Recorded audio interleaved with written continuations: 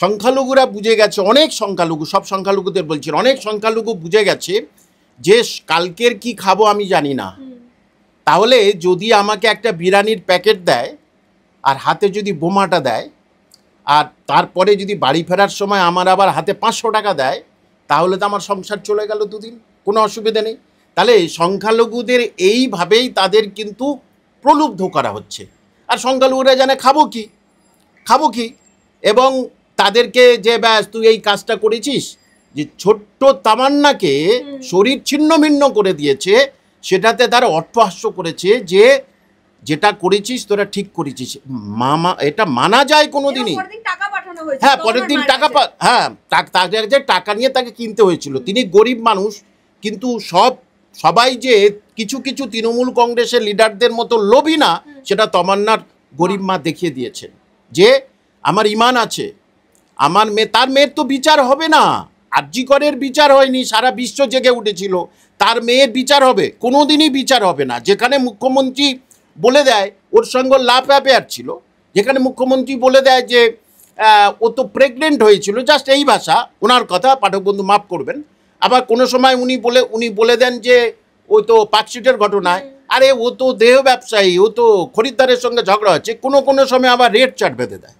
সুতরাং সেখানে যারা ধর্ষক তারা তো আরও কী হবে, আনন্দ পাবে যে বাহ, এই তো এখানে তো ধর্ষণ করে কিছুই হয় না, সাজা হয় না, তাহলে তারা আনন্দ পাবে, তারা আরও বেশি কি বলবো মানে উদ্বুদ্ধ হচ্ছে এইসব কাজে। সুতরাং রাজ্যের শিক্ষা, স্বাস্থ্য সব কিছুই গেছে, এবং লাস্টে এই যে পরিযায়ী শ্রমিক নিয়ে যা হলো, তাহলে রাজ্যের মানুষরা খাবে কি করে?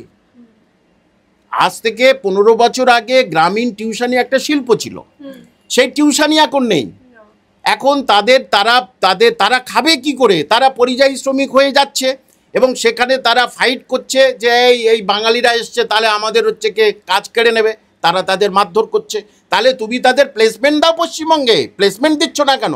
প্লেসমেন্ট না দিয়ে তুমি এরকম করছো, এটা তো কোনোদিন সম্ভব নয়। আমরা এর আগে পশ্চিমবঙ্গে ওবিসি নিয়ে টালবাহানা দেখেছি, আমরা স্যারের সাথে কথা বলেছিলাম। আবার এসটি নিয়ে যে তালিকা আমাদের জানা ছিল না যে ব্যানার্জি এই সারনেমটা কোথাও গিয়ে এসটির অন্তর্ভুক্ত। এই মুহূর্তে আমাদের সঙ্গে কামাল হোসেন স্যার রয়েছে। স্যার, এই যে ব্যানার্জি এবং তার পাশে এসটি লেখা, এই বিষয়টা যদি একটু আমাদের পরিষ্কার করে বলেন, এই যে তালিকার বিষয়টা।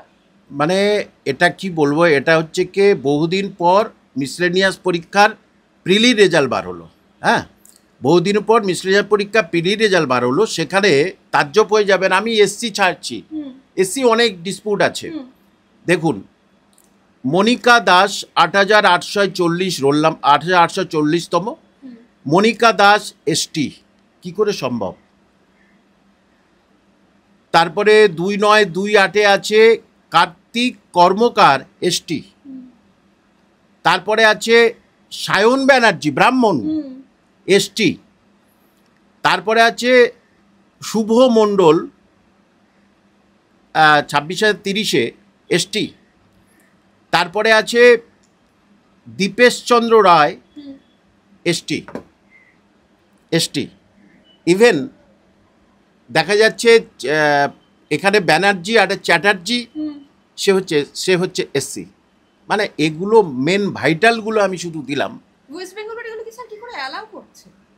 এইবারে যারা যখন ফর্ম ফিল আপ করলো, তখন তো তারা দেখতে পাচ্ছে এসটির কি করে এসটির মধ্যে সে আসতে পারে, তো এসটির মধ্যে আসতে পারে না।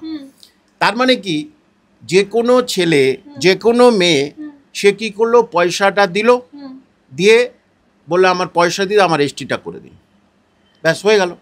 এইভাবে এটা অনেক আগে আমি শুনতাম, কিন্তু এরকম পরপর এরকমভাবে যে তারা তাদের কাজটা বিকৃত করেছে, বিনিময়ে পয়সা ছাড়া তো অন্য কোনো কিছু নেই, তাহলে সেটা কি করে সম্ভব? আমার প্রশ্ন, আপনি তাহলে এখানে মৌলিক অধিকার ক্ষুণ্ণ করছেন কেন? সবাই পরীক্ষা দিয়েছে, সবাই হচ্ছে গিয়ে বাঙালি কাস্ট সিস্টেম আছে, কিন্তু আপনি মৌলিক অধিকার এখানে কেন হচ্ছে কে ক্ষুণ্ণ করলেন? যে তা অনেককে আপনি এখান থেকে সরালেন কেন? এসটি বলেই তারা এসটি জায়গায় এসছে, অনেক বেচারা তারা সত্যি এসটি যারা, তারা কিন্তু এখান থেকে বঞ্চিত হয়ে গেল।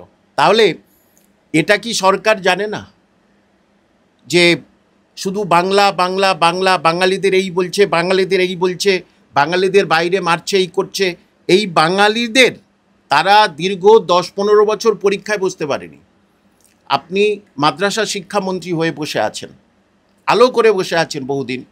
মাদ্রাসার দীর্ঘ 15 বছর পরে সবে একটা রেজাল্ট বার হলো গ্রুপ ডি, তাও কি হয় তার বোঝা যায় না।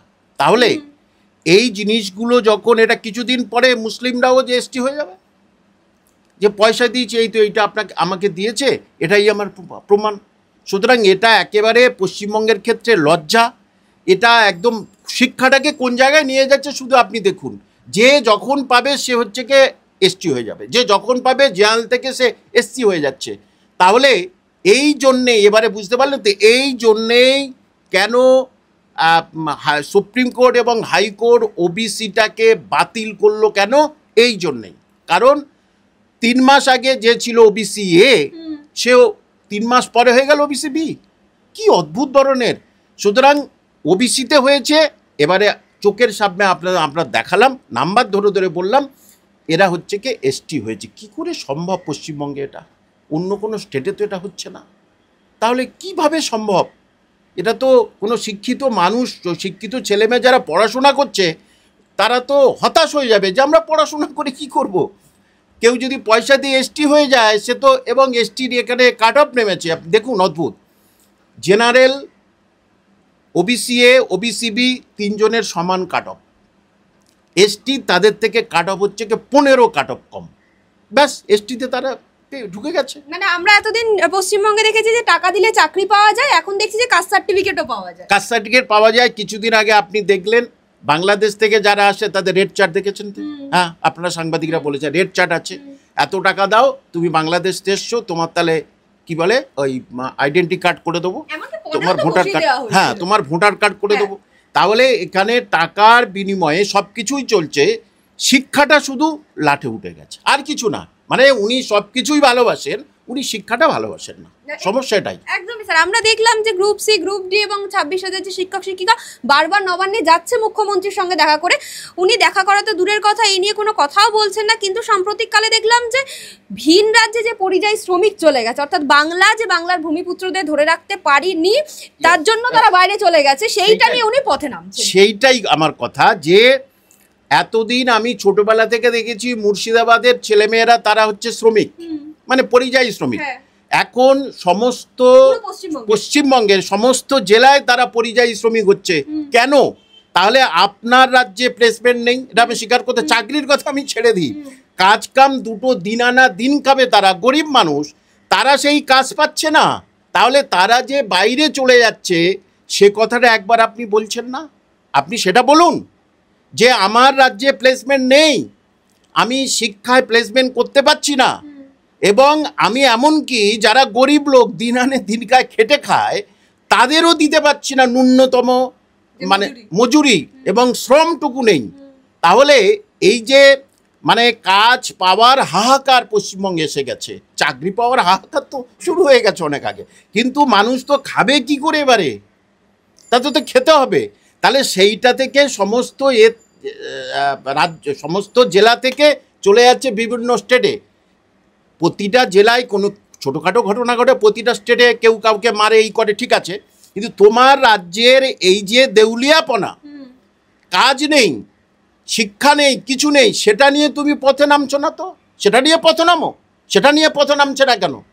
আসলে এমন চারদিক থেকে উনি আষ্টে পৃষ্ঠে একেবারে হয়ে গেছে না, একটা ইস্যু চাই, একটা ইস্যু চাই, তাহলে বাঙালি ইস্যু, এই যে বাঙালিদের মারছে, একটা বাঙালি ইস্যু, এছাড়া অন্য কোনো ইস্যু নেই। সুতরাং এটা একেবারে লজ্জা ভীষণভাবে যে রাজ্যে সমস্ত জেলা থেকে তারা কাজই পাচ্ছে না, তারা চলে যাচ্ছে অন্য অন্য রাজ্যে। এবং আমরা স্যার কথা বলছিলাম তাদের সঙ্গে, তারা বলছে জঙ্গলমহলের আমরা ফার্স্ট জেনারেশন যারা পড়াশোনা করে চাকরি পেয়েছে, কিন্তু আমাদের পরের জেনারেশন আর পড়তে চাইছে না, বলছে দাদা তোমরাই তো চাকরি পাচ্ছ না, আমরা পড়ে কি? একেবারে ঠিক কথা, একদম ঠিক কথা। দেখুন আজকের এই 3টে বছর মাধ্যমিকের থেকে উচ্চ মাধ্যমিকের পরীক্ষার্থী কম, মাধ্যমিকের পরীক্ষার্থী কম, প্রতি বছর 2-3 লাখ করে বাড়ে। কেন কম? দাদা MA বিএড, দিদি MSc বিএড, ছোট ভাইটা বলছে আমি পড়বো না, বাবা বলছে কেন, কেন পড়বি না? আমার দাদা দিদি সর্বোচ্চ শিক্ষায় শিক্ষিত হয়ে যে চাকরি পায় না, হ্যাঁ। বয়স চলে যাচ্ছে, তাহলে আমি হাতের কাজ শিখি। আমি হাতের কাজ শিখে যদি কিছু আমি করতে পারি আর কি, যদি আমি কিছু করতে পারি